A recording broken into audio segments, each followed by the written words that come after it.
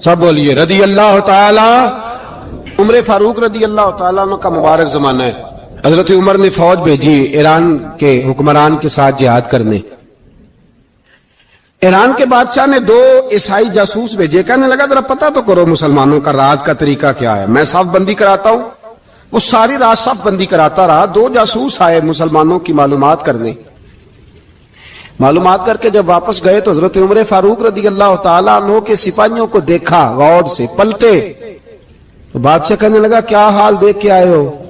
کہنے لگا سارے مسلح پہ بیٹھے ہوئے ہیں، جتنے گھنٹے ہم وہاں رہے ہیں مجاہدین مسلح پہ رہے ہیں، یوں لگتا ہے جیسے ان کا دنیا داری سے کوئی تعلق۔ اور کہنے لگے بادشاہ کوئی ایسی طاقت ہے جس کو وہ بلا رہے تھے، کوئی ایسی قوت ہے جس کو وہ پکار رہے تھے، ہمیں بھی وہاں کھڑے ہو کے محسوس ہوتا تھا کہ ہاں کوئی ہے جو آ جائے گا ان کی مدد کے لیے، کوئی ہے جو پہنچے گا ان کی مدد کرے گا۔ ایران کا بادشاہ کہنے لگا مجھے سمجھ آ گئی ہے، وہ جسم کی طاقت سے ہی نہیں لڑتے، وہ کوئی غیبی طاقت ہے جس سے وہ لڑتے ہیں۔ بھائی وہ غیبی طاقت بھی تو ہمارے پاس ہم نے ناراض کر لی ہے نا، وہ بھی تو نہیں نا، مسجد کا رخ بھی تو کوئی نہیں۔ اور میں نے پچھلے جمعے بھی کہا تھا، پھر کہتا ہوں، وہن ہو گیا امت کو۔ نبی پاک نے فرمایا امت کو وہ کیا ہے، دنیا سے محبت ہو گئی ہے، موت سے کراہت ہو گئی، وہن ہے۔ صحابہ کرام کو موت سے بڑا پیار تھا، موت سے بڑی محبت کر، ہماری طرح نہیں، وہ کہتے تھے مریں گے تو منو مٹی، تو وہاں ٹھیک ہے عذاب قبر حق ہے، لیکن میں کہا کرتا ہوں سالوں کے بعد جو پردیس سے ماں کے پاس آئے، ماں اسے عذاب نہیں دیتی، اس کا ماتھا چوما کرتی ہے۔ اور بھائی جو رب کریم کی بارگاہ میں جائے گا تیرا کیا خیال ہے، گل سڑ جائے گا؟ مدینے والے حبیب نے فرمایا قبر المومن روضۃ من ریاض الجنہ، فرمایا میرا مومن جب قبر میں جاتا ہے تو اللہ جنت کے سارے دروازے کھول دیتا ہے، وہ تو اللہ کی رحمت میں پہنچتا ہے۔ کون کہتا ہے مومن مر گئے، وہ تو قید سے چھوٹے اپنے گھر گئے۔ کون کہتا ہے قبر میں عذاب ہے تو صرف عذاب ہی ہے، ہاں مجرم کو سزا ملے گی، لیکن مومن ہمیشہ جہنم میں، وہ بالآخر جنت میں جائے گا، بالآخر جنت میں جائے گا۔ اور کسی درویش نے بات کی، وہ کر کے چلے گئے، بر کمال ہی کر گئے، کہنے لگے دوزخ میں میں تو کیا، میرا سایہ نہ جائے گا، کیونکہ رسول پاک سے دیکھا نہ جائے گا۔ نبی پاک سید عالم علیہ السلام کے غلام تو دیکھو نا، ساری زندگی عمر فاروق بخاری پڑھو تو صحیح، ساری زندگی عمر ہر نماز کے بعد کہتے تھے اللہم ارزقنا شہادت فی سبیلک، اللہ بسترے پہ موت نہ دینا، موت مجھے شہادت کی دینا۔ حضرت سیدنا مولا علی شیر خدا کرم اللہ تعالیٰ وجہ الکریم ساری زندگی کہتے رہے اللہ علی نے میدان میں عمر گزاری ہے، اسے شہادت کی موت عطا فرما۔ او بھائی یہ تو شہادتیں مانگنے والے۔ حضرت امام حسین میدان کربلا میں کھڑے تھے، شمر کہنے لگا حسین تیری چاروں جانب موت ہے، تو آپ فرمانے لگے تجھے ابھی ہمارا پتہ ہی نہیں، موت سے تو ہمارا پیار چلتا ہے۔ اور فرمایا یہ شہادت تو ہمارا پیچھا کرتی ہے، پہنچ جاتی ہے جہاں ہم ہوتے ہیں، موت سے ڈر آ رہا ہے۔ مسلمان کا مرنے کو دل نہیں کرتا، ورنہ وہ اتنی بڑی کوٹھی میں کون رہے گا؟ مرنے کو دل اس لیے نہیں کرتا کہ وہ جو 6 کروڑ 10 کروڑ ڈالر لوٹ کے رکھے، مر گئے تو کھائے گا کون؟ وہ فقیر فاقہ مست تھے، ان کا گھر ہی کوئی نہیں تھا، ان کے بینک بیلنس ہی کوئی نہیں تھے، وہ کہتے تھے گھر ہمارا ہے وہ جو ہمارے رب نے تیار کیا ہوا ہے، ہمارا بینک بیلنس ہے وہ جو ہمیں جنت میں جا کے ملے گا۔ ان کا تو یہ کھاتا ہی کوئی نہیں تھا، اس لیے وہ شہادت کی۔ حضرت عمر بن جموع رضی اللہ تعالیٰ عنہ میدان احد میں 4 بیٹے لے کے آئے۔ کتنے بیٹے؟ بول کے بتائے۔ 4 بیٹے لے کے عمر بن جموع آئے، اور خود ایک ٹانگ سے لنگڑے سے آپی ہیں، ٹانگ چھوٹی ہے، حضور کے سامنے کھڑے ہوئے کہا محبوبہ میرے 4 ہی تھے، میں 4 لے آیا ہوں، قبول کر لیں۔ تو حضور نے فرمایا تو کیوں تلوار اوڑے آیا ہے، یہ تو نے کیوں گلے میں اسلحہ ڈالا ہوا ہے؟ کہا یا رسول اللہ میں نے بھی تو جانا ہے نا۔ تو حضور نے فرمایا 4 بیٹے جو ہیں۔ تو حضرت عمر بن جموع نے بات کی، صحابہ کہتے ہیں ہم لبوں سے مسکرا رہے تھے، آنکھوں سے رو رہے تھے، کیا عجیب انداز ہے۔ حضور نے فرمایا عمر 4 بیٹے جو آ گئے تو رہنے دے۔ حضرت عمر رو پڑے، کہنے لگے محبوبہ کیا لنگڑے جنت میں نہیں جائیں گے؟ کیا حضور میں لنگڑا ہوں تو میرے لیے جنت کوئی نہیں؟ میرے حبیب پاک سید عالم صلی اللہ علیہ وسلم نے فرمایا عمر تو ضرور جنت میں جائے گا۔ کہا محبوبہ پھر بچے بعد میں جائیں گے، میں پہلے میدان میں جاؤں گا۔ ایک بی بی 4 بیٹے لے کے آئی احد میں، کہا محبوبہ کل کمائی تھی میں لے آئی ہوں, میرے پاس کوئی اور شے ہوتی تو میں بچا کے نہ رکھتی, بیٹے دے کے نا حاضری لگوا کے تو واپس دروازے پہ لے گئی. تو حضرت سیدنا عبداللہ ابن عمر فرماتے ہیں بی بی بول رہی تھی تو میرا جذبہ جہاد بڑھ رہا تھا, اپنے بیٹے کو کہنے لگی میں تمہیں حضور کے پاس چھوڑ کے جا رہی ہوں, جب تم میدان میں گرو گے تو میں تمہیں دیکھنے آؤں گی, دیکھنا تمہاری پشت پہ کوئی زخم نظر نہ آئے, اتنے تیر کھانے ہوئے سینے پہ کھانا, اتنے تلواروں کے نیزوں کے زخم برداشت کرنے ہوئے یہاں کھانا, پشت پہ زخم نظر نہ آئے. حضرت عبداللہ ابن عمر فرماتے ہو بی بی کی گفتگو میرا جذبہ جہاد بڑھا رہی تھی. ایک بی بی 3 سال کا 4 سال کا بیٹا لیے رو رہی ہے, احد کا دن ہے, سہیلیاں پوچھتی ہیں تو کیوں روتی ہے؟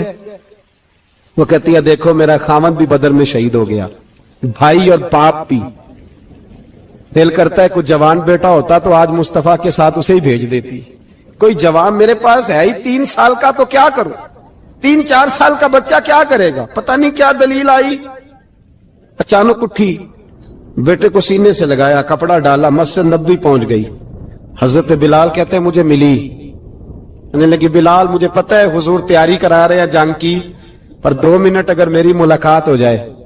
بلال حبشی کہنے لگے حضور ہم ایک بی بی ضد کر رہی ہے. حضور باہر آئے, کہنے لگی حضور میں فلاں کی بیٹی, فلاں کی بہن, فلاں کی بیوہ ہوں, میں نے بدر میں 3 شہید دیے ہیں, اب میرے پاس یہ 3 سال کا لال ہی بچا ہے, بڑا فخر ہے میرا, لوگ مجھے شہید کی بیوہ, شہید کی بیٹی, شہید کی بہن کرتے, دل کرتا ہے شہید کی اماں بھی کہیں جاؤں تو میرا بیٹا لے لیں. سیدنا بلال کہتے ہیں حضور مسکرائے, کہنے لگے یہ 3 سال کا نونہال کیا کرے گا؟ کہتے ہیں اماں کا عجیب جذبہ ہے. کہنے لگی محبوبہ سنا ہے اسلحہ بھی تھوڑا ہی ہے, ڈھالیں زیادہ کوئی نہیں, میرا بیٹا ساتھ رکھ لیں, جب آپ کی طرف کوئی تیر آیا نا تو میرا بیٹا ڈھال کے اس کو ڈھال بنا کے آگے کر دینا. محبوبہ ڈھال تو بانی سکتا ہے نا. حضرت بلال فرماتے ہیں مصطفیٰ کریم نے فرمایا جا میں نے قبول کیا, قیامت کے دن بیٹا گھر لے جا, جب تیرا نام پکارا جائے گا تو شہید کی اماں کہہ کے پکارا جائے گا, جا تو گھر لے جا. کہتے ہیں چلتے چلتے ایک غریبنی اور آ گئی, اتنی سی اٹی بان کی, اتنی سی. بلال حضور سے ملاقات ہو جائے گی. نبی پاک آ گئے, کہا محبوبہ یہ غلبہ اسلام میں میرا بھی حصہ ڈال لیں. حضور نے فرمایا یہ کیا ہے؟ کہنے لگے حضور خاوند فوت ہو گیا, اولاد اللہ نے بے نیازی سے دی نہیں, سویرے چرخہ کاٹ کے رزق حلال کھاتی ہوں, میرے پاس نا یہ اتنا سا بان ہے, ایک گھوڑے کی لگام بن جائے گی. محبوبہ حصہ تو ڈال جائے گا نا دین کے لیے, میری قبولیت ہو جائے گی. میرے حبیب نے ہاتھ اٹھائے اور دعا مانگی, کہے اللہ جتنا تو میدان کے مجاہدوں کو اجر عطا فرمائے اتنا اس غریبنی کو بھی عطا فرمانا. حضرت عمر فاروق رضی اللہ تعالیٰ عنہ رات کا وقت چہرے پہ نقاب ڈال کے گلی میں گھوم رہے تھے. میں بھی گلی میں نکلتا ہوں, آپ بھی نکلتے ہیں, لیکن مقصود یہ ہے کہ ذرا پتہ کریں باہر کی ہوا کیسی ہے. مقصود یہ ہے کہ پتہ کریں کہ آج برگر کس دکان کا اچھا ہے, معلومات کریں کہ محلے کی سیاست کس رخ جا رہی ہے. وہ بھی نکلتے تھے, لیکن مقصود یہ نہیں تھا. مقصد سمجھ گئے تھے نا, وہ اس لیے نکلتے تھے کہ پتہ کروں کوئی دکھی تو نہیں, کوئی تکلیف میں تو نہیں, کوئی آزمائش میں تو نہیں. دیکھیں نا کام وہی ہے, میں بھی کرتا ہوں, آپ بھی کرتے ہیں, ساری دنیا کرتی, لیکن وہ ایکم احسن عملا, کردار کس کا ستھرا ہے, ذہن کس کا اونچا ہے, ذوق کس کا بڑا ہے. زندگی وہ بھی بتا گئے, ہم بھی گزار رہے ہیں, لیکن وہی کمزور باتیں اور وہی روایتی گفتگو اور وہی لب و لہجہ اور وہی دنیا داری کے مخصوص ہی ہماری گفتگو, فلاں کیا کر رہا ہے, کہاں پہنچ گیا. اگر پیسے کسی نے نہیں کمائے تو کہاں نکھٹو ہے تب نہیں کمائے, اور اگر زیادہ کما لیا تو کہنے لگے 1 نمبر طریقے سے تو نہیں کمائے جا سکتے. یہ کوئی غلط رستہ بڑی گفتگو ہے, بس نشستن گفتن برخاستن. تو اعلیٰ کام, اعلیٰ کردار ان لوگوں. حضرت عمر گزر رہے تھے تو غلام ساتھ تھا, ایک شخص کو دیکھا کہ مدینے کے باہر خیمہ لگایا ہوا ہے. بھئی خیریت ہے, یہاں خیمہ کو لگایا؟ کہنے لگا امیر المومنین سے ملنے آیا ہوں, رات ہو گئی تھی تو سوچا یہیں قیام کر لیتا ہوں, صبح ان سے ملوں گا. تو فرمایا اندر کسی کے درد سے کراہنے کی آواز آتی ہے, کہنے لگا میری بیوی ہے اور بچے کی ولادت کا وقت آ گیا تکلیف میں. حضرت عمر دوڑے گھر گئے, اپنی اہلیہ سے کہنے لگے نیکی کمانے کا ارادہ ہے؟ اس نے کہا ہے. مقصد سمجھ گئے تھے نا وہ لوگ. بالکل ہے. فرمایا جو ضرورت کی چیزیں ولادت کے وقت ہوتی ہیں لے لے. کچھ گھی لے لیا, کچھ چنے لے لیے, کچھ ضرورت کی چیزیں لے لی, خاتون کو ساتھ لیا. یہ خاتون اول کی بات کر رہا ہوں میں خاتون اول کی بات کر رہا ہوں. حضرت فاروق اعظم رضی اللہ تعالیٰ عنہ امیر المومنین ہے. حضرت عمر نے اپنی اہلیہ کو ساتھ لیا, جہاں وہ شخص تھا وہاں آئے. اہلیہ نے حضرت عمر کے ذمہ کام لگایا, آگ جلا لیں, یہ تیل لے لیں, فلاں فلاں چیز گھی میں ڈال لیں, بنانی شروع کر دیں. فاروق اعظم نے ہاتھ کے اندر پکڑا ہوا برتن, چمچا, ڈوئی بھی آخ لی دے, پنجابی ہے نا ہم, تو وہ کام کر رہے ہیں, چلا رہے ہیں, آگ جلا رہے ہیں. خاتون اندر ڈیوٹی کر رہی. تو وہ شخص جو تھا نا جس کی بیوی تھی, وہ کہتا میں 2-3 دفعہ کا غلام ادھر آ, فلانی چیز بتا. میرے ذہن میں یہ تھا کہ امیر المومنین نے کو بندہ کھڑا کیا آنے جانے والے مسافروں کا خیال کرے. میرے ذہن 2-4 دفعہ میں نے اپنے لفظوں میں بات بھی کہہ دی, لیکن جب اندر میرے بچے کی ولادت ہوئی تو اندر سے میری بیوی بولی اور حضرت عمر کی اہلیہ بولی اور بول کے کہنے لگی امیر المومنین مبارک ہو, آپ کے دوست کو رب نے بیٹا دیا ہے. وہ شخص کہتا ہے میں باہر کھڑا تھا, وجود تڑپ گیا, آنکھیں برس پڑی, کبھی نہیں رویا تھا پر کیفیت عجیب بن گئی. کوئی تقریر نہیں سنائی, کوئی اعلیٰ شعر نہیں انہوں نے پڑھا. میں نے جوں لے کر ان کے سر سے پاؤں تک دیکھا. میں نے کہا یہ وہی شخص ہے جس کا نام لے تو کیسر و کسرا کانپ جاتے ہیں, یہ وہی شخص ہے. میں نے جمعے میں کہا تھا کہ روب کپڑوں کا نہیں ہوتا, روب تو دیانتداری کا ہوتا ہے. ہاں بڑا مال کما کے لوگوں نے بنائی ہوتی ہے کار کوٹھی, تو بندے کھڑے ہو کے کہہ دیتے ہیں 2 نمبر طریقے سے آیا ہے. اور 13ویں-14ویں گریڈ کا ملازم ہو تو اس کے سامنے بہت بڑا افسر ڈر رہا ہوتا ہے, یار بندہ دیانتدار ہے, یہ رشوت نہیں لیتا, سفارش نہیں مانتا, یہ میرٹ پہ کام کرتا ہے. تو روب تو آپ کی دیانتداری کا ہے, آپ کی سچائی کا ہے. اپنی زندگی میں جو لوگ مقصد سمجھ گئے, مقاصد پا گئے, کچھ کر گئے, ہم ذرا الجھ گئے ہیں. پہلے اتنا شاندار مکان بناتے ہیں, پھر مرنے کو کس کا دل چاہے. اتنی محنت کر کے جو ہے وہ کوٹھی بنائی ہے تو اب چھوڑ کے کون جائے. وہ تیار بیٹھے تھے.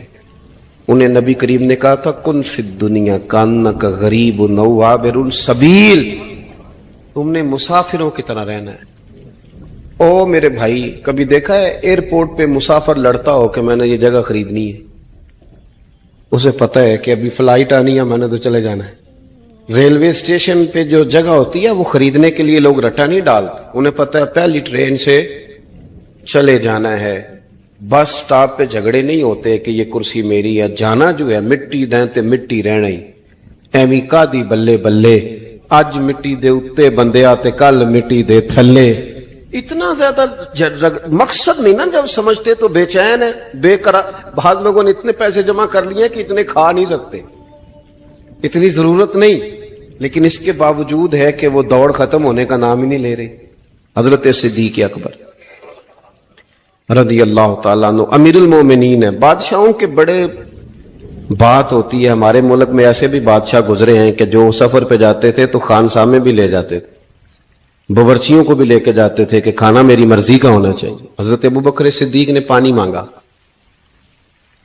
امیر المومنین, تو صحابہ نے نا شہد ملا پانی پیش کیا. کوئی اتنی لمبی بات تو نہیں, لیکن صدیق اکبر رو ہی پڑے, اور اتنا روئے کہ ہجکیاں بن گئیں. لوگ کہتے ہیں پتہ نہیں تھا کس بات پہ رو رہے ہیں, پر ہم بھی رو پڑے. حضور آپ کیوں روتے ہیں؟ تو آپ فرمانے لگے یار مجھے آسانیوں میں مبتلا کرنے لگے ہو, مجھے ان دنیا کی لذات میں الجھانے لگے ہو. میں حضور کی بارگاہ میں بیٹھا تھا تو اللہ کے رسول فرما رہے تھے پیچھے ہٹ جا, پیچھے ہٹ جا, پیچھے ہٹ جا. میں نے پوچھا حضور آپ کس کو کہہ رہے ہیں؟ تو حضور فرمانے لگے دنیا میرے پاس آئی تھی, وہ قریب کرنا چاہتی تھی مجھے, تو میں نے اسے کہا پیچھے ہٹ جا, میرے نیڑے نہ آنا, دور ہٹ جا. تو ہٹ تو گئی ہے پر جاتی دفعہ کہہ گئی ہے سونیا آپ تو بچ گئے ہیں, پر آپ کے بعد والے کیسے بچیں گے؟ تو مجھے سینے سے لگا لے, گلے سے لگا لے, مقصد اپنا سمجھے, اعمال کا حسن پیدا کرے. اگر انسان کا مقصود مال کمانا ہے تو اگر مال مل گیا تو اس کے بعد پھر کیا کرے گا؟ کسی نے طے کر لیا تھا کہ بہت بڑی گاڑی اور بہت بڑا بنگلہ مجھے چاہیے، تو وہ بنگلہ اسے مل گیا، گاڑی آ گئی، اب تو مقاصد کیونکہ طے نہیں ہوتے، تو جو چیز انسان چھوٹا سا مقصد طے کرتا ہے وہ اسے حاصل ہو جاتا ہے. میں نے ملک سے باہر جانا ہے، گھر سیٹ کرنا ہے، ساتھ والا پلاٹ لینا ہے، ہو گیا سارا کچھ، تو اب وہ پھر انسان بے چین ہو جاتا ہے، پریشان رہتا ہے، کہتا ہے سمجھ نہیں آتی مطلب مقصود کیا ہے. اللہ تبارک و تعالیٰ نے تو ایک تنکا بے مقصد پیدا نہیں کیا، اتنا سونا انسان کیسے بے مقصد پیدا کر دے؟ تو رب کریم نے ہمیں بتایا کہ مقصد تو تمہارا ہے، مقصد ہے الذی خلق الموت والحیات لیبلوکم ایکم احسن عملا. اس نے موت اور حیات اس لیے پیدا کی ہے تاکہ پتہ چلے تم میں اچھے عمل کون کرتا ہے، تم کس قدر زیادہ اپنے رب کی عبادت کرتے ہو، کس قدر زیادہ حسن اخلاق کا مظاہرہ کرتے ہو، کس قدر زیادہ لوگوں کی خدمت کرتے ہو، کس قدر زیادہ تم دین کی تبلیغ میں، اشاعت میں، ابلاغ میں، ترویج میں کردار ادا کرتے. با مقصد تمہیں بنایا، با مقصد اچھا ترین عمل تم میں سے کون کرتا ہے. اس لیے موت اور حیات پیدا کی تھی کہ تم نے ستھرے سے ستھرے اعمال، بہتر سے بہتر کردار، اعلیٰ سے اعلیٰ تمہارا انداز زندگی. دیکھیں ہم نے لوگوں کے ساتھ مل کے رہنا ہوتا ہے، بہت ساری چیزیں ایسی ہوتی ہیں کہ جو تکلیف کا سامان بنتی ہیں. اب انہی لوگوں کے ساتھ اللہ نے ہمیں مل کے رہنے کا حکم دیا، ان کے حقوق ادا کرنے کا حکم دیا، تو ساتھ ساتھ نہ درگزر کا بھی کہا، معافی کا بھی کہا. جب انسان معافی کر دینے والا ہو جاتا ہے، درگزر والا ہو جاتا ہے، تو پھر وہ بڑا ہو جاتا ہے، بڑے دل والا ہو جاتا ہے، بڑے حوصلے والا ہو جاتا ہے، بڑے ضرب والا ہو جاتا ہے، اس کی زندگی حسین ہوتی. تو یہاں آئے تھے کچھ کام کرنے، وہ جو ہم نے مقصود بنائے تھے نا، مطلب اچھے کپڑے، اچھی دنیا داری، اچھی گاڑی، اچھا موبائل سیٹ، وہ چونکہ مقصود نہیں تھا تو ان چیزوں کے حصول کے باوجود بھی لوگ پریشان ہیں. مقصود یہ تھا کہ بہترین عمل، سونا عمل، اعلیٰ ترین عمل میرے رسول پاک صلی اللہ علیہ وسلم کے غلاموں نے نا وہ عمل کر کے دکھایا. اعلیٰ ترین مزاج رکھتے تھے اور اعلیٰ ترین خدمت، یعنی لوگ ان کا کردار دیکھ کے نا، کردار اور عمل دیکھ کے، ہم تو لمبی تقریریں کرتے ہیں، باتیں کرتے ہیں، بڑا کچھ بتانا پڑتا ہے، لیکن وہ بس تھوڑا سا نا لوگ ان کے پاس اٹھتے بیٹھتے تھے، آتے جاتے تھے. اتنی دوڑ ہے کہ آگے بڑھ کے اور لینا ہے، اور لینا ہے، عالم مزید کا رٹا، وہ سمجھ گئے. ہم نا اڑے ہوئے. بہت سارے لوگ ایسے ہیں جنہیں صحیح بات کا پتہ چل گیا ہے، وہ فیصلہ کرنے میں دیر کر رہے ہیں. انہیں سمجھ آ گئی ہے کہ بہتر یہی ہے کہ میں وقت پہ مسجد آیا کروں. انہیں سمجھ آ گئی ہے بہتر یہ ہے کہ سویرے اٹھ کے نا واٹس ایپ بعد میں دیکھوں، پہلے قرآن پاک کی زیارت کر لیا کروں. سمجھ انہیں ہے، سمجھ ہے کہ باتیں زیادہ کرنے سے بہتر ہے درود و سلام زیادہ پڑھا جائے. پتہ انہیں ہے، وہ فیصلہ ہی نہیں کر رہے، ارادہ نہیں بنا رہے، توجہ نہیں کر رہے. جب بہت زیادہ بندہ دنیا داری میں الجھ جاتا ہے نا، بہت زیادہ، آسانیاں تو بندے کو جینے نہیں دیتی.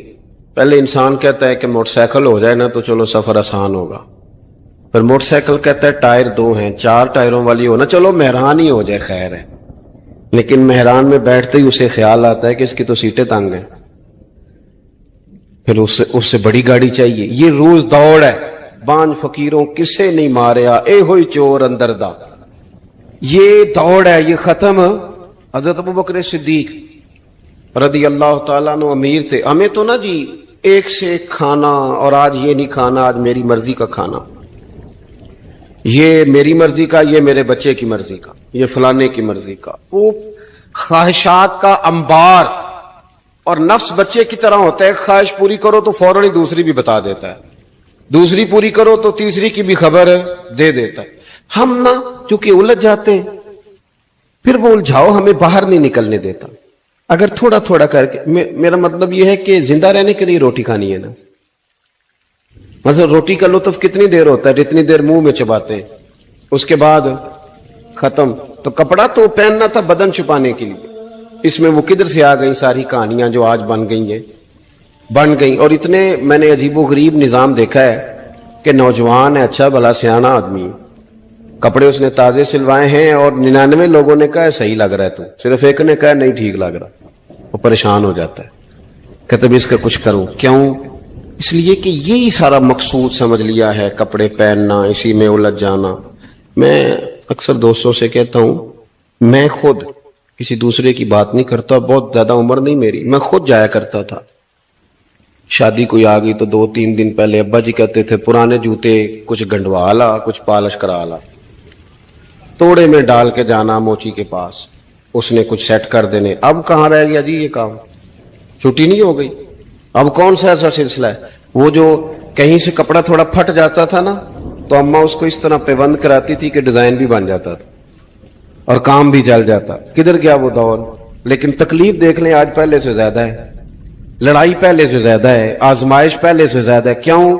جتنی بھی خواہشات آپ بڑھاتے جائیں گے نا مقصد فوت ہوتا جائے گا. جتنی بھی مقصود سفر کرنا ہے، گاڑی دکھانا تو مقصود نہیں نا، لیکن ہمیں وہ والی گاڑی چاہیے کہ لوگ ایک دفعہ انگلی منہ میں ڈالیں کہ وہ خو اس گاڑی پہ بیٹھا ہوا ہے. ہم مقصد سے پیچھے ہٹیں گے جب پھر تکلیف میں آئیں گے، پھر آزمائش. زندگی میں ہم نے جو چیزیں مینج کی ہیں وہ ساری دوسروں کے لیے، ہمارے لیے کوئی شے بھی نہیں. ولیمے پہ گئے تاکہ برادری راضی ہو جائے، تعزیت کے لیے گئے تاکہ محلہ راضی ہو جائے، فلانا کام کیا تاکہ لوگ جو ہیں وہ میرے حق میں ہو جائیں. ساری زندگی دوسروں کے لیے جی کے گزار دی، اور آپ نے 99 نیکیاں کی، ایک خامی آئی تو لوگ تو وہ تھے جو پھر بگڑ گئے. بہتر نہیں بندہ رب کو ہی راضی کرے. واللہ ورسولہ احق ان یرضوہ، اللہ اور اس کے رسول کا زیادہ حق ہے کہ انہیں راضی کیا جائے، ان کا زیادہ حق. اپنی زندگی میں معاملات کو ترتیب دیں، ایک مخصوص ذہن بنائیں. اتنا سویرے قرآن شریف پڑھنا ہے، اتنا درود پاک، اور یہ راز ہو ہمارا اور ہمارے رب کا، یہ راز ہو. اتنی دیر مصلی پہ بیٹھنا ہے. میرے ایک دوست ہیں ڈاکٹر صاحب، میں بیٹھا تھا تو وہ ایک شخص کو کہہ رہے تھے تیرے دل میں کچھ باتیں ہیں نکال دے تاکہ تیری ٹینشن ریلیز ہو جائے، تیری صحت ٹھیک ہو جائے گی. تو بندہ کہہ رہا تھا اچھا ٹھیک ہے ڈاکٹر صاحب. تو میں نے کہا کہ اگر آپ اجازت دیں تو ایک بات میں بھی کر لوں. نے کہا آپ بھی کر لیں. تو میں نے کہا ڈاکٹر صاحب کچھ دکھ بڑے ذاتی اور نجی ہوتے ہیں، بندہ کسی کے سامنے کہہ ہی نہیں سکتا، بڑے ذاتی قسم کے ہوتے ہیں. وہ آپ کسی کے سامنے اتنا مرضی کوئی قریبی ہو، وہ بندے کی اپنی اندر کی کچھ ایسی تکلیفیں ہوتی ہیں اندر کی. آزم گنڈاں دے وچ گنڈاں 10 کیڑی کھولا، بڑے مسئلے ہوتے ہیں، آپ کیسے بیان کر سکتے ہیں؟ سوال ہی نہیں پیدا ہوتا. تو کہنے لگا پیر صاحب حال تو ہوگا نا. میں نے کہا بالکل ہے. ہمیں ہمارے دین نے دعا سکھائی ہے، جو کسی سے نہیں کہہ سکتے وہ اپنے رب سے کہہ دو. اللہ کے حضور عرض کر دو، کشکول طلب دراز کر کے کہہ دو مالک یہاں پریشان ہوں. وہ بڑا کریم ہے، عطا بھی کرے گا اور پردہ پوشی بھی فرمائے گا. اپنے اللہ کے ساتھ اپنا تعلق مضبوط کریں. اپنی زندگی میں حسن اعمال کا پیدا کریں، اعمال کا، کہانیوں کا نہیں، باتوں کا نہیں، تصویروں کا نہیں، نئی سے نئی پکچر کا نہیں، اعمال کا. اور خوبصورت ترین طریقہ ہو. دیکھیں نا مشکل سے بھی تو نماز پڑھنی ہے نا. سویرے ابا بڑے غصے میں تھے تو پھر مجھے اٹھنا ہی پڑا، تو اس طرح بھی تو پڑھنی ہے. تو اگر بندہ ذوق سے اٹھے اور ذرا سونا کر کے وضو کرے اور ذرا صحیح کر کے مصلی بچھائے اور سجدہ کرے تو ذرا ذوق سے کرے. مجھے سوز دے، مجھے ساز دے، مجھے نیم شب کا نیاز دے، دم سجدہ خود کو میں توڑ دوں، مجھے ایسا ذوق نماز دے.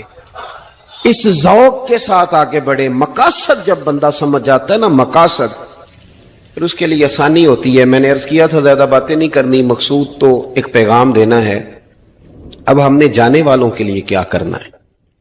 ایک تو یہ کہ اپنا مقصد ٹھیک کرنا ہے کہ جو رخصت ہو گئے اپنے بزرگوں کو نا یاد رکھیں. اصل کام ہے ان کو کھول کے بتائیے. سال کے بعد ختم، بڑی اچھی بات ہے. سسماہی، ششماہی، سیماہی سب ٹھیک ہے، ان کو یاد رکھیں. حضور نہ یاد رکھتے تھے، اپنی والدہ کا ذکر کرتے تھے، اپنے والد کی بات کرتے تھے، اپنے دادا کا ذکر کرتے تھے. اپنے جانے سیدہ خدیجہ الکبریٰ رضی اللہ تعالیٰ عنہ وصال کر گئیں تو حضرت عائشہ کہتی ہیں حضور اکثر گھر میں ان کا ذکر کرتے. اپنے بزرگوں کو یاد رکھیں، ان کا ذکر کریں. ان کو نا والد کے لیے نا والد ہونا شرط ہے، پی ایچ ڈی ہونا شرط نہیں. والد کے لیے والد ہونا شرط ہے، مفتی ہونا شرط. والد ان پڑھ بھی ہو تو بچے کو سمجھانے کا سلیقہ سے اللہ اسے عطا کاری دیتا ہے. ماں بالکل ان پڑھ بھی ہو تو بچوں کو سمجھانے کا طریقہ اللہ اسے ان سے سیکھیں. میرے والدہ اور والدہ دونوں اپنا نام نہیں لکھ سکتے تھے، تو میں اپنے دوستوں سے کہتا ہوں مجھے کبھی موقع ملے تو میں کئی جلدوں میں کتاب لکھ سکتا ہوں اپنے ماں باپ. اس لیے کہ وہ جو ہمیں سکھا گئے، جو بتا گئے، وہ انہی کا خاصہ تھا. تو اپنے ایک تو جانے والوں کو یاد رکھیں، دوسرا ان کے لیے دعا کریں تو درد سے کریں، سونی کر کے کریں، صحیح کر کے کریں، اکیلے بیٹھ کے کریں. دعا کا سب سے زیادہ تعلق آپ کے دل کی آواز کے ساتھ ہوتا ہے. اور جس طرز میں حضور نے ہمیں حدیث سکھائی ہے نا، اس رنگ میں کبھی آپ حدیث کو سیکھیں، سمجھے نا. حضور فرماتے ہیں جس طرح دریا میں ڈوبنے والا سہارا تلاش کرتا، دریا میں اسے کتنی کو جلدی ہوتی ہے، غوطے لگ رہے ہوتے ہیں. وہ اس طرح کا نہیں ہوتا کہ میں عصر کی نماز کے بعد پھر آؤں گا تجھے نکالنے، اس طرح تو نہیں نہ ہوتا. دریا میں ڈوبنے والا جس طرح کشتی سہارا تلاش کرتا ہے، حضور فرماتے ہیں اس طرح قبر میں جانے والا دعاؤں کا انتظار کرتا ہے. آپ نے دیر کر دی دعا مانگنے میں، ختم دلانے میں دیر کر دی. خود صبح و شام ہمہ وقت دعا. ابھی آپ آیتیں سن رہے تھے سورہ ابراہیم کی، اللہ نے نماز میں رکھ دی، ربنا اغفر لی ولی وللمؤمنین یوم یقوم الحساب. ایک تو نے یاد رکھیں، خوب دعا کریں. اور دوسرا کوشش کریں کہ وہ جو نیکیاں کرتے تھے وہ نیکیاں بھی جاری رہیں. جن لوگوں سے ان کا اچھا تعلق تھا وہ تعلق بھی قائم رہے. یہ بھی کوشش کریں کہ ان کے لیے صدقات و خیرات کریں، اور قیمتی صدقہ دے. قیمتی، میں بات ختم کرنے لگا ہوں بس. قیمتی صدقہ دے، قیمتی. 15 تولے سونا گھر میں پڑا ہوتا ہے، قیمتی ہوتا ہے نا. کبھی کسی نے چوک میں بتایا کہ آج 15 تولے سونا میرے گھر میں پڑا ہے؟ بولو نا، لگتا ہے تو 10 چھڑنا ہے. اگر گھر میں 50 لاکھ روپے کیش پڑا ہو تو چوک میں گلی میں آ کے آپ بات کریں کہ گھر میں پیسے پڑے ہیں؟ کیوں؟ کہ وہ قیمتی ہیں، کوئی لے نہ لے. تو یہ جو 5000 مسجد دیکھ کے سارے محلے کو بتاتے ہو، یہ بھی صدقہ تھا، یہ بڑا قیمتی چیز تھی. یہ بتانے والا نہیں تھا، یہ تو نیکی تو قیمتی تھی. قیمتی چیز جو ہوتی ہے وہ تو چھپائی جاتی ہے کہ بتائی جاتی ہے. یہ جو بیٹیاں ہیں نا اسلام کی، مائیں بہنیں، یہ قیمتی ہیں. اس لیے اسلام انہیں کہتا ہے تم گلیوں اور چوکوں میں آنے والی نہیں، قیمتی چیزیں گھر کے اندر رہا کرتی ہیں. تم قیمتی چیزیں ہو، تمہارا وجود قیمتی ہے. تم کبھی ماں ہو، کبھی بیٹی ہو، کبھی بہن ہو، کبھی بیوی ہو، قیمتی ہو. اس لیے تمہیں اسلام کہتا ہے کہ گھر کے اندر رہو گی تو تمہاری قیمت رہے گی. کچھ چیزیں ایسی ہیں جو چوکوں میں گلیوں میں پھیل جائے تو ان کی قیمت نہیں رہتی. اس لیے تمہیں کہا جاتا ہے کہ گھر میں رہو. یہ جو تمہیں چوکوں میں لاتے ہیں یہ تمہیں بے وقت کرنا چاہتے ہیں، بے قیمت کرنا چاہتے ہیں. انسان تھوڑی دیر کے لیے غور کرے تو بڑے بڑے جانور انسان سے بڑے طاقتور ہیں، لیکن اللہ نے ان کی نکیل انسان کے ہاتھ میں تھما دی. اتنا بڑا جہاز ہے، ٹنوں وزن لے کے چل رہا ہے. انسان کے بس کی بات نہیں کہ وہ کئی لوگ لگ کے بھی اس کو اٹھا سکیں، لیکن اللہ نے اس کے قبضہ و اختیار میں کر دیا ہے. فرمایا هو الذی خلق لکم ما فی الارض جمیعا، زمین میں جو کچھ ہے سارا تیرے لیے بنایا ہے، آسمان میں جو ہے سارا تیرے لیے بنایا ہے. وما خلقت الجن والانس الا لیعبدون، فرمایا کل کائنات میں نے تیرے لیے بنائی ہے اور تجھے میں نے اپنی عبادت کے لیے پیدا فرمایا ہے. تو جنوں اور انسانوں کو اللہ نے اپنی عبادت کے لیے تخلیق فرمایا. مقصد زندگی، مقصد تخلیق، دنیا میں آنے کا مقصد اولین اور مقصد آخری اللہ کی عبادت، اللہ کی معرفت، اللہ کی طرف توجہ، اللہ کی طرف رجوع. یہی ایک مقصد تھا انسان کے آنے کا. اسی کو قرآن نے بیان کیا تھا. اپنے اپنے مقاصد درود شریف پڑھنے والوں سے بلند صلاۃ و سلام علیک یا سید یا رسول اللہ. اپنے اپنے مقاصد، اپنے اپنے معاملات کو ہم نے ترتیب دے لیا ہے.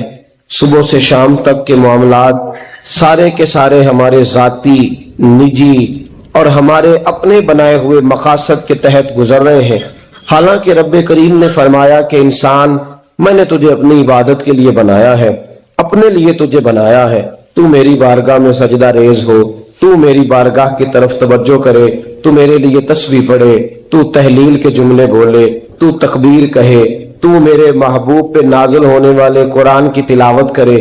تجھے تو اس لیے بنایا تھا۔ عبادت کا معنی یاد رکھیے گا، عبادت کا معنی فقط نماز پڑھنا نہیں،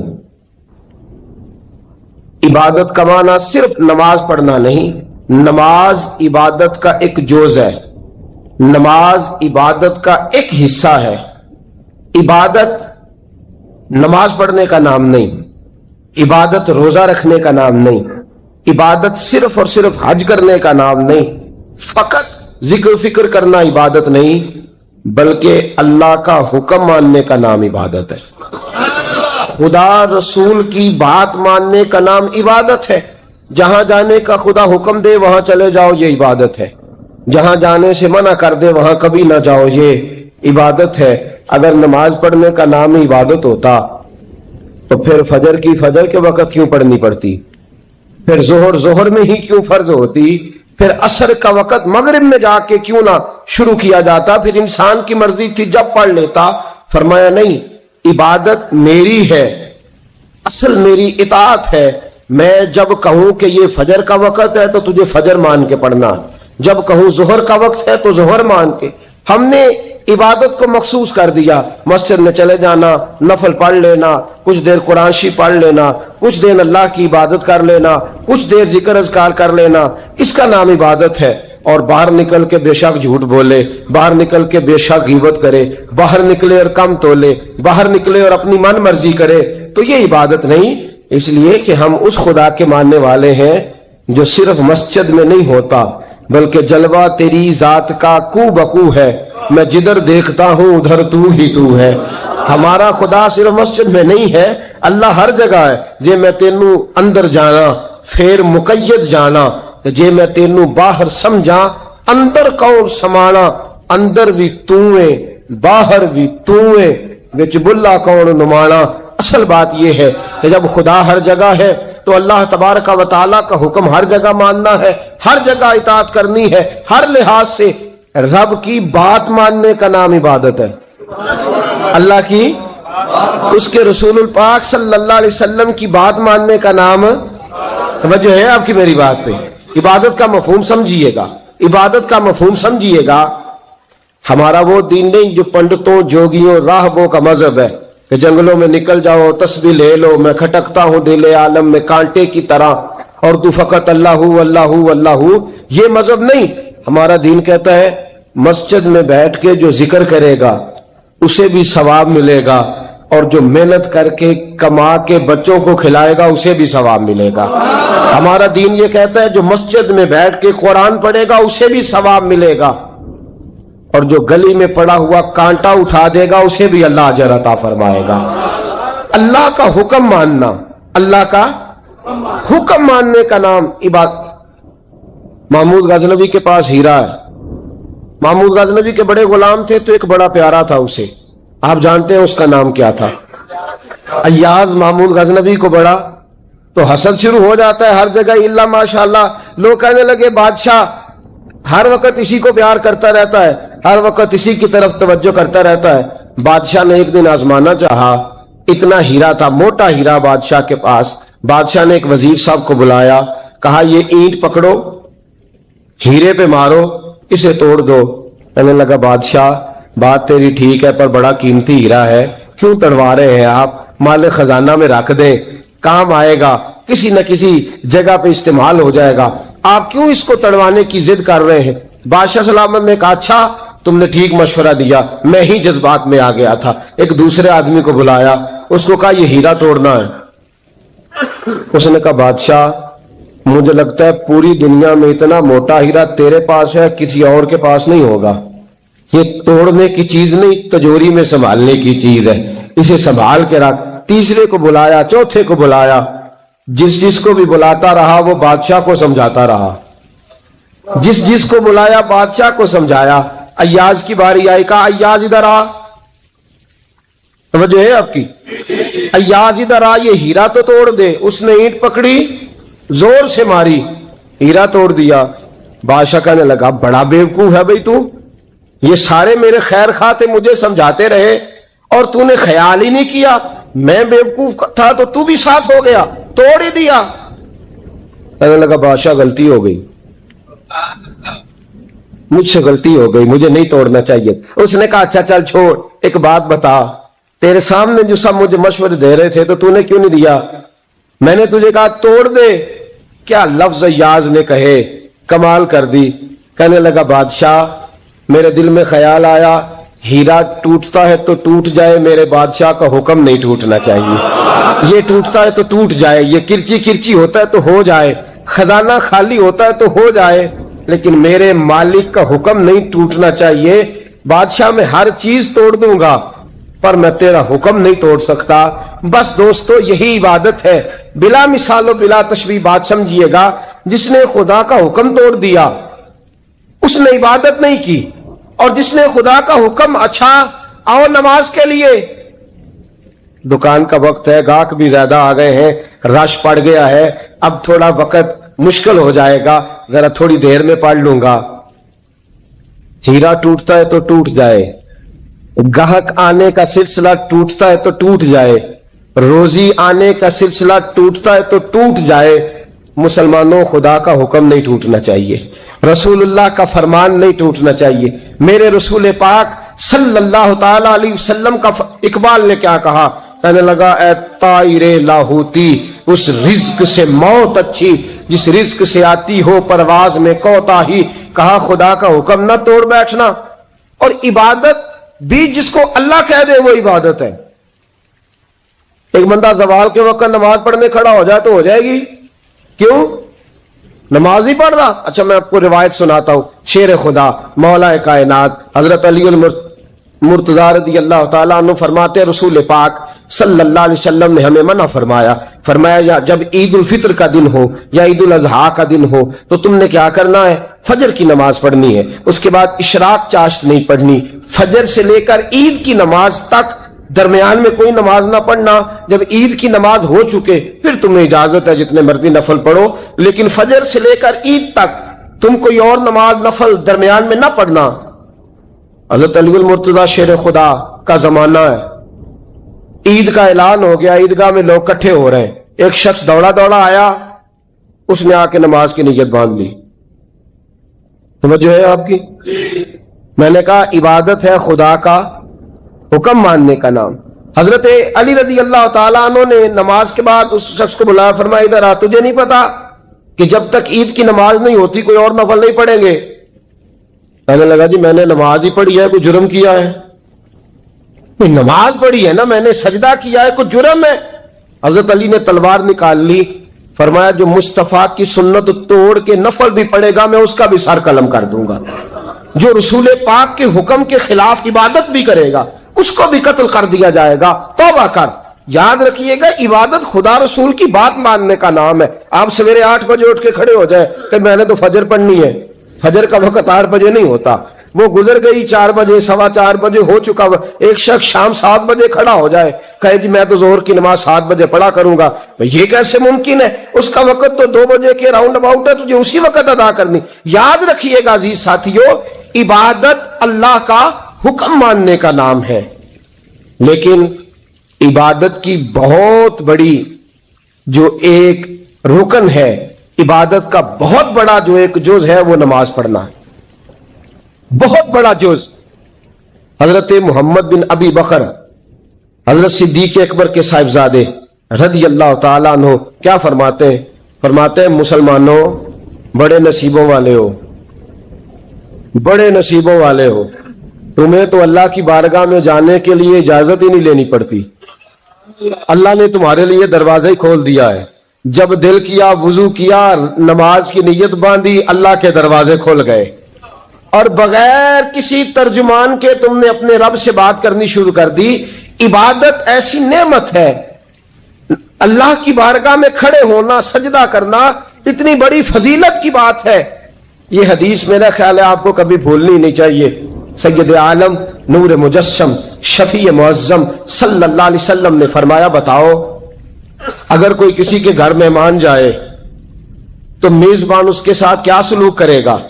तो सहाबा कहने लगा, या रसूल अल्लाह, जितना मेजबान अच्छा होगा उतना ही अच्छा सलूक करेगा, जितना वो आला होगा उतना ही आला सलूक करेगा, जितना वर्फा होगा उतनी ही उसकी बात भी बड़ी होगी। नबी पाक सल्लल्लाहु अलैहि वसल्लम ने फरमाया, जो मस्जिद जाता है वो अल्लाह का मेहमान है, जो मस्जिद जाता है वो अल्लाह का मेहमान है।